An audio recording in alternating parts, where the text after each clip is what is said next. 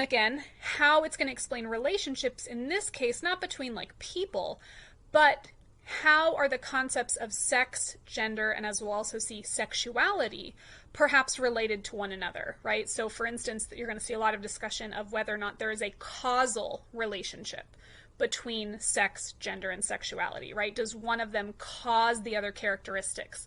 And if there is a causal relationship, what direction does it go, right? Sort of a chicken and egg, which came first type of situation.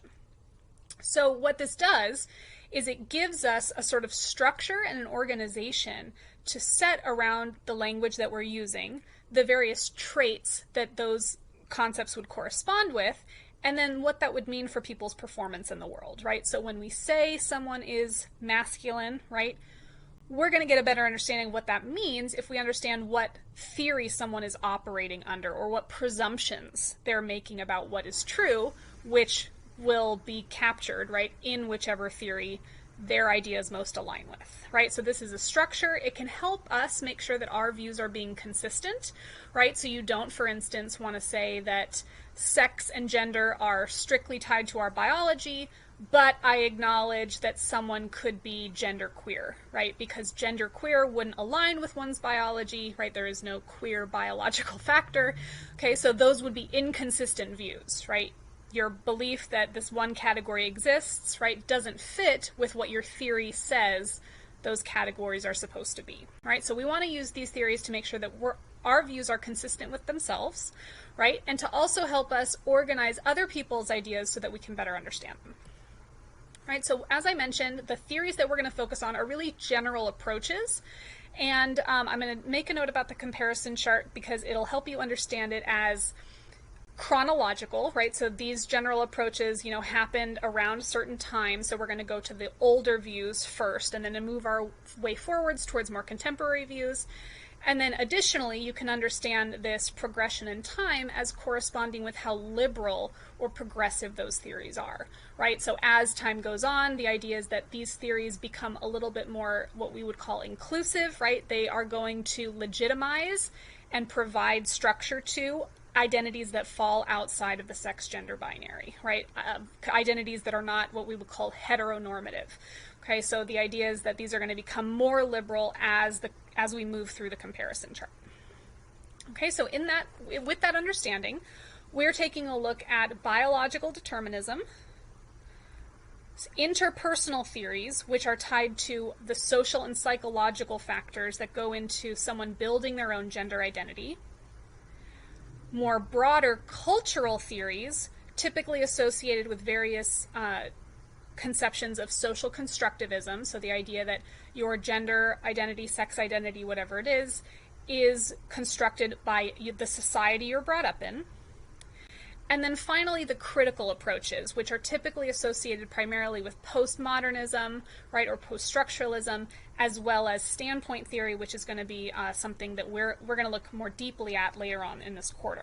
So I want to point out that the order here is the order from in time, right, from the oldest theories to the most current ones, as well as their list in general progression. You can also think of it like circles within each other, right? So biological determinism would be in the center, the smallest circle, in the sense that it is the least inclusive, right? So biological determinism is really only going to legitimize, right, what we would call cis men and cis women, right? Those who are born as biological males, who identify as men, and who are attracted to women, right? And those who are cis women, those who are born as biological females, identify as women, and are attracted to men, right? What we are traditionally called the norm because we live in a heteronormative society, right? So the least inclusive view is biological determinism.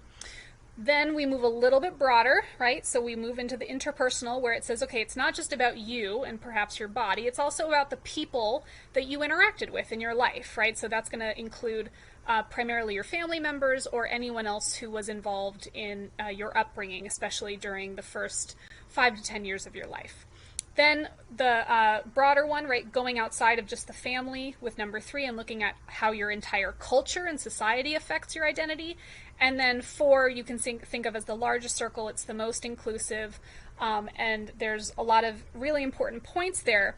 that we'll talk about. So I'm going to go now to the comparison chart for you, but just so you know, there are detailed, more complete explanations of these in the following slides. Okay, so I'm going to zoom in a little bit.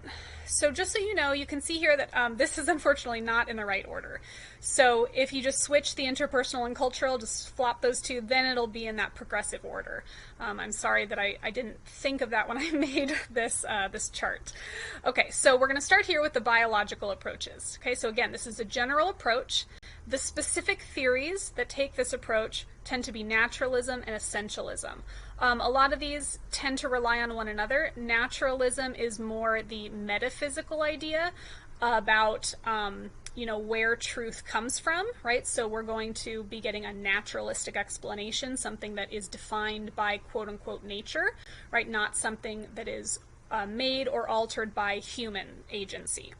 And this, again, is going to be tied to views of essentialism, but essentialism is more the metaphysics of identifying the object, right? So the essence of something is going to be, right, the core of how you define what it is. And of course, this is tied to naturalism because the essence of sex, gender, and sexuality are going to be seen as something that is determined by nature.